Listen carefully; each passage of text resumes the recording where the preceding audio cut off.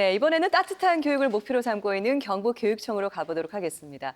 지난주 스승의 날도 있었고 다양한 소식이 들어와 있을 것 같아요. 맞아요. 경북의 23개 시군의 교육 현장 또 교육 사업을 돌아보려면 바빠야죠. 네, 그렇습니다. 먼저 스승의 날에 있었던 행사 소식부터 전해드리겠습니다. 지난주 전국의 모든 학교들이 스승의 날을 맞아 다양한 행사를 가졌는데 예천여고에서는 제40회 스승의 날을 맞아 경북교육감 1일 특강이 있었습니다. 교육감님이 직접 아이들에게 특강이라 어떤 얘기를 하셨을지 궁금한데요. 재미있었을까요? 화면 보이시죠? 분위기 괜찮았던 것 같죠? 네, 그러네요. 일단은 즐거웠다고 합니다. 2학년 4반 20명의 학생들과 함께 행복한 삶을 살기 위한 진로 선택이라는 주제로 50분 동안 특별 수업을 했는데요. 학생들의 주요 관심사죠. 대학 입시, 진로, 성적 등 자신의 흥미와 적성이 뭔지 찾는 방법, 그리고 성격과 가치관에 관한 이야기로 이어졌고요. 또 자기 장점을 어떻게 진로와 연결할 수 있는지 그 팁을 알려줘서 반응이 좋았다고 합니다. 반응이 좋았군요. 그래도 교육감님이라 부담이 됐을 것 같은데 학생들은 어땠을까요? 이 교육감님이 여고 교사로 근무하셨던 거 아세요? 네, 여고 알아요. 교사 재직 시절에 학생들과 있었던 재미있는 에피소드도 들을 수 있었고요. 네. 스승의 날답게 모두에게 특별한 시간이었을 것 같죠? 네, 따뜻한 교육을 실천하는 경북교육 김천교육지원청은 지난 16일 2023 김천 문경 상주 현장소통 토론회를 열었습니다. 이날 현장 토론은 웹 기반으로 실시간 질의응답이 이루어져서 교육감과 현장 참여자가 생생하게 정책 토론을 했다고 합니다. 정책 토론 어떤 거예요? 학력 격차 해소와 학교 지원 강화를 위한 학교 지원 실적, 또 업무 경감과 개선 사항, 특색 사업과 현안 사업 등을 중심으로 진행됐다고 하네요. 각 교육지원청끼리 소통도 하고 의미가 있었을 것 같아요. 네. 사실 이렇게 모이기가 어렵잖아요. 맞습니다. 이날 서로의 정책을 진지하게 살펴보고 또 우수한 사례는 교육 정책이나 학교 지원에 반영할 수 있도록 노력하겠다고 합니다. 이런 소통의 기회가 많아져야 교육 정책 또 교육 현장 좋아질 것 같습니다. 그렇습니다. 네, 이번에는 소년체전 소식 전해드릴게요. 지난 8일 경북체육중학교에서 제52회 전국소년체육대회 경상북도 선수단 결단식이 있었습니다. 제52회 전국소년체육대회는 이번 주 토요일 27일부터 30일까지 울산에서 열리는데요. 경북에서는 초등학생 선수 305명, 중학생 선수 499명이 참가할 예정입니다. 804명의 선수들에게 지역이 거는 기대가 클 것 같은데요. 네, 이날 결단식에서는 체전에 참여하는 선수와 지도자들을 격려하고 실력 잘 발휘하도록 응원의 마음을 전했습니다. 경북 선수단은 지난해 36개 종목에서 금메달 35개를 포함해 총 147개의 메달을 딸 만큼 성적이 좋았는데요. 올해 역시 금메달 30개 이상을 목표로 대회를 준비하고 있다고 하네요. 우리 지역의 뛰어난 스포츠 꿈나무들이 대회에서 마음껏 실력 펼치고 돌아오길 응원하겠습니다. 네, 전국 소년체육대회가 이번 주 울산에서 열리는데요. 800명이 넘는 많은 학생들이 출전하네요. 맞아요. 사실 우리 지역 선수들의 실력 이미 지난해 메달 수를 봐도 입증이 된 것 같고요. 올해도 모쪼록 부상 없이 재밌게 즐기다 왔으면 좋겠습니다. 네, 이렇게 전국 단위 큰 대회에서 좋은 성적을 거두면은 진학에도 도움이 되잖아요. 그렇죠. 아무래도 공식 대회에서 수상하면 유리하긴 하겠죠. 네, 그렇습니다.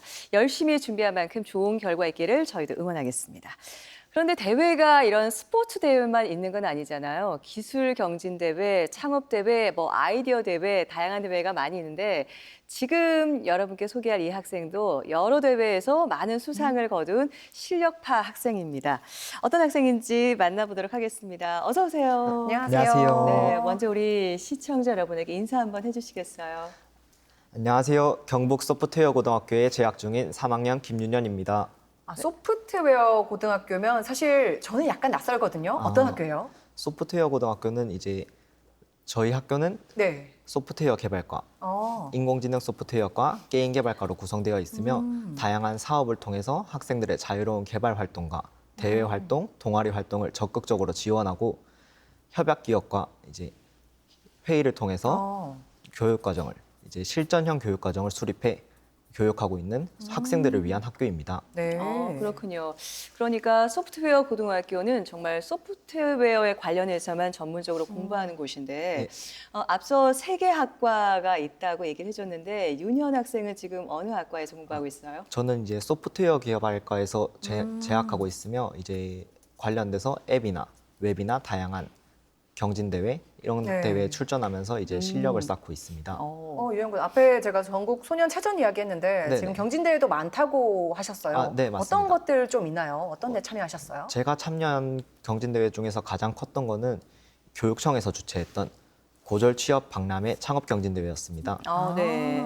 이 대회에서 저는 이제 VR 관련된 서비스로 출전하여서 최종적으로 한국장학재단 이사장상을 수상하게 되었습니다. 그 상이 VR 그 대회에서 가장 좋은 상인가요? 가장 좋진 않고 한 2번째 정도 두 됩니다. 번째. 네, 두 네. 번째도 좋죠. 탑2, 네. 네. 그 외에도 또 어떤 대회 나가서 수상을 한 건가요? 그 외에도 대구 경북 비즈쿨 대회나 또는 DHU 한의대학교에서 주최하는 창업경진대회 이런 각종 창업경진대회나 아이디어 대회에서 주로 활동하며 이제 수상 실적을 쌓고 있습니다. 그렇군요. 이렇게 큰 대회에서 수상할 실력을 보니까 우리 학생들의 창의적인 아이디어에다가 학교 차원에서의 뭐 다양한 교육과 적극적인 지원이 뒷받침이 예, 돼서 맞습니다. 이런 좋은 성과를 거뒀다는 그런 생각이 듭니다. 동아리 활동도 하고 있다고 들었어요. 네, 네. 어떤 동아리인지 소개를 한번 해주시겠어요? 저희 동아리는 창업 동아리라고 이제 이름은 브레인 컴파일러라고 명칭을 지었고 브레인 컴파일러. 예, 맞습니다. 네. 브레인 컴파일러 저희 동아리는 2021년도부터 시작해서 한 아이디어를 가지고 창업을 이루기 위해서 최종적으로 서비스를 개발하고 있는 그런 창업을 위한 동아리입니다. 창업을 위한 동아리. 예, 맞습니다. 네. 그 참가 인원은 얼마나 돼요? 저희 동아리는 지금 8명으로 저를 포함한 이제 대표 1명, 밑에 네. 동아리원들로 구성되어 있는데 저는 이제 주로 디자인이나 아이디어 기획, 이런 문서 작업, 다양한 분야를 맡고 있고 나머지 친구들은 이제 개발 쪽, 사람들에게 보여지는 프론트엔드, 이제 데이터가 들어오면은 처리하는 백엔드, 마지막으로 실제 사용될 수 있도록 서버를 구축하는 서버 인원, 인프라 인원으로 구성되어 있습니다. 네, 궁금한 게 그- 있는데 네. 사실 이 프론트엔드, 백엔드 이런 디테일한 전문적인 이야기는 사실 저희도 좀 어려운 이야기인데 네. 그 지금 윤영 군은 거기서 어떤 파트를 좀 맡고 있는지 구체적으로 좀 쉽게 설명해 줄 수 있나요? 저는 프론트엔드가 이제 실제적으로 사람들이 사용할 수 있는 화면을 구성할 수 있도록 제가 구성한 아이디어를 변함없이 개발될 수 있도록 디자인을 담당하고 있습니다. 그렇군요. 예.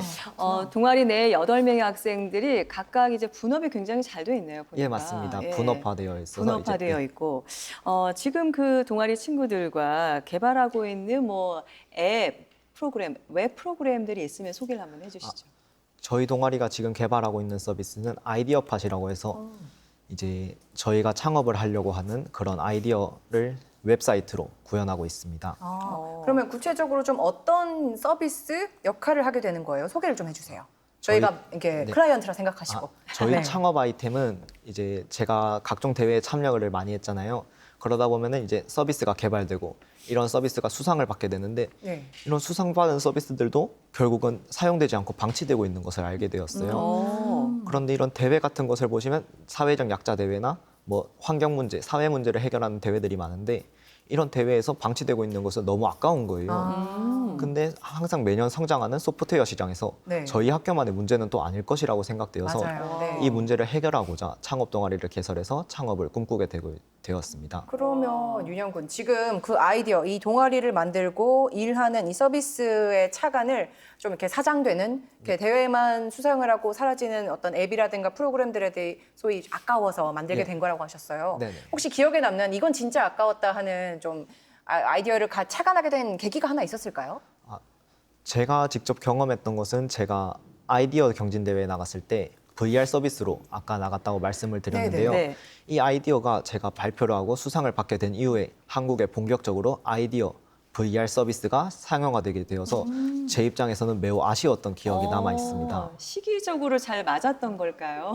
그게 앞서간 걸까요? 그런 것 같습니다. 그러면 많이- 그때 지금 아쉬웠다 하셨으니까 그때 내가 만들었던 VR 서비스 지금 하면 이런 역할을 할 수 있다 좀 자랑 혹은 소개를 좀 해주시죠. 그때 있었던 VR 서비스가 상용화되었다면 코로나 시국이나 이런 시대적인 사회적 팬데믹에서 실제적으로 접촉하지 않고 온라인으로 가상 수업을 보다 뚜렷하게 진짜 만나는 것처럼 실질적인 대화를 통해서 수업을 진행할 수 있었던 것 같습니다. 근데 말씀을 들어보니까 그런 대회에서 수상한 아이디어들이 충분히 또 활용이 되지 않을까 싶은데 그런 아이디어나 개발 프로그램을 위해서 대회를 주최한 대기업들이 실제로는 그런 아이디어를 활용하지 않았다는 거잖아요. 예, 그렇습니다. 네. 혹시 그 이유가 뭐라고 혹시 생각을 해봤는지. 대회에 참여하게 된다면 이제 대회 신청서나 다양한 서류들을 작성하게 되는데 네. 네. 이런 부분에서 아마도 저작권 쪽으로 이제 문제가 발생할 수 있을 것이라고 아. 생각이 되어서 이제 대기업에서도 이제 사리는 것이 아닌가.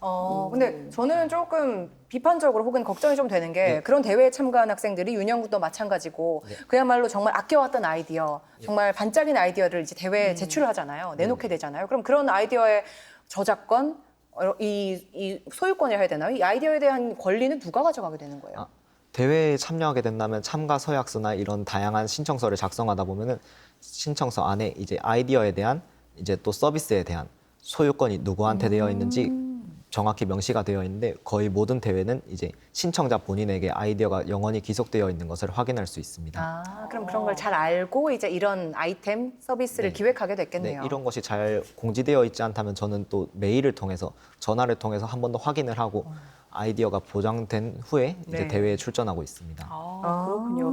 그런 좋네요. 부분들도 좀 잘 꼼꼼하게 챙겨봐야 네, 될 좋은 부분인 팁인 것 것 같습니다. 같습니다. 예.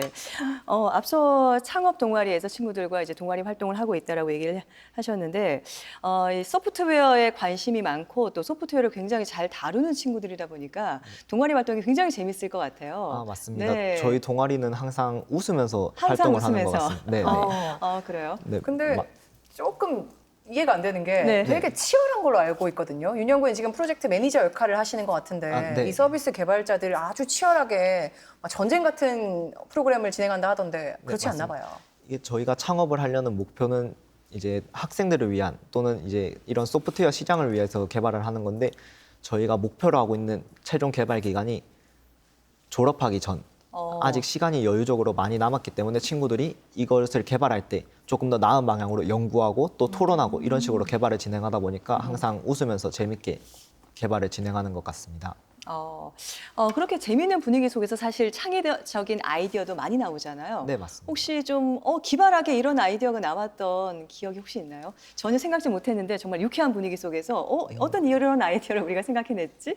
제가 지금 구상하고 있는 아이디어는 아까 전에 말씀드렸던 서비스를 판매하는 네. 이제 트렌드 변화에 빨리 대응해야 되는 기업들에게 서비스를 판매하는 아이디어였는데요.